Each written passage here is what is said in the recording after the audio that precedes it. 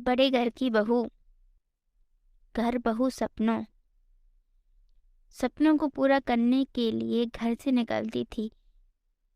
कभी किसी ने मुझे रोका नहीं था। मैंने जो सपने देखे वो मम्मी पापा ने ही दिखाए थे। बेटी तू एक कर सकती है, वो कर सकती है। भाई ने लड़ाई होती थी रोज मेरी, पर दिल बहुत बड़ा था उसका भी। एक दिन घर आने में देर क्या हो गई, वो बेचैन सा हो गया।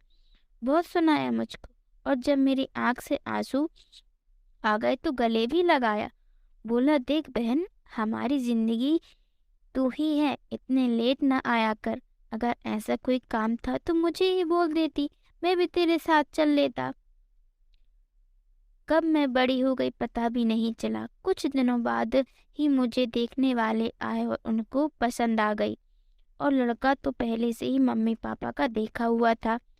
पापा की दोस्त का बेटा था, अच्छा परिवार था, उस किसी चीज की कमी नहीं थी उसके यहाँ। मम्मी पापा खुश थे तो मैंने भी कोई ऑब्जेक्शन नहीं किया। शादी के पहले जो रस्में थी वो सब पूरी हो गई और फिर हंसी खुशी दिन कटने लगे। शादी से पहले कभी उनसे मुलाकात नहीं हो सकी क्योंकि वो दूसरे शहर में नौकरी करते थे। हाँ, पर कभी कभी फोन पर बात हो जाया करती थी। उन्हें शादी के लिए जो समय तय किया था वो ऐसे दौड़ रहा था कि मानो उसे किसी को हराना हो। तय दिन आ ही गया। सब तैयारी हो चुकी थी, बस सब बारात आने का इंतजार कर रहे थे। इंतजार खत्म हुआ और बारात दरवाजे पर। धीरे धीरे शादी की सभी रस्में पूरी हुई और मम्मी पापा और भाई से विदा होकर अपने नए घर ससुराल चली।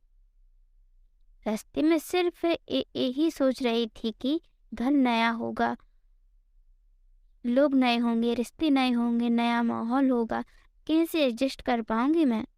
ऐसे ही कई विचार मन में उथल पुथल हो रहे थे कि मेरा नया घर आ गया। बहुत से रिश्तेदार जो हमारा इंतजार कर रहे थे। गाड़ी जैसे ही घर के आगे जाकर रुकी, बहुत सी औरतों ने गाड़ी को चारों तरफ से घेर लिया। चाची, ताई, बुआ, मामी, नानी, जेठानी और पता नहीं कौन कौन। थोड़ी सी देर बाद हमें गाड़ी से उतारा गया और बहुत सारी रस्में करवाई गई। पूरी रात न सोने की वजह से मुझे नींद तो बहुत आ रही थी, पर सो न सकी।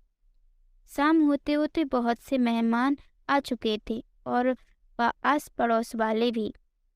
बस कुछ खास लोग ही बचे थे, जैसे मेरी नंद, उनके बच्चे, नंदू और दो बुआ, राधे छोटी वाली बुआ, उसका लड़का और शायद 2-3 लोग और। मेरी नंद मजाक कर रही थी। मुझे बार बार कोई बात ना करके चेहरे पर अजीब सी स्माइल करती, सिर्फ ये बोलकर चले जाती थी, भाभी जी, भाभी जी। अगले दिन मैं जैसे ही कमरे से बाहर आई तो नंद मिल गई और पूछा, भाभी जी पहली रात कैसे थे। मैं भी कुछ नहीं बोल पाई और बस हल्की सी मुस्कान आगे चली गई। दिन से दोपहर से शाम होती गई। मेरे मन में जो सवाल उठ रहे थे उन सब का जवाब मिल गया मुझे। नंद के बच्चे बड़े ही नटखट और प्यारे थे। उनका साथ अच्छा लगने लगा। शादी के बाद 2 दिन तक ही रहे वो सब। उनके एग्जाम थे इसलिए नंद भी बच्चों के साथ चली गई। मैं भी अपने मम्मी पापा और भाई से मिलकर वापस ससुराल आ गई। उनकी नौकरी दूसरे शहर में होने बाद छुट्टियां पूरी होने के कारण उनको भी जाना पड़ा। जैसा मैं पहले कभी सोचती थी वैसा ही मिला मुझे ये। अब घर पर मम्मी पापा और मैं ही रह गए थे। सोचती थी पता नहीं मेरे दिन कैसे कटेंगे यहाँ पर। जैसे जैसे दिन बीतते गए मम्मी जी ने भी मेरी दोस्ती गहरी होती गई।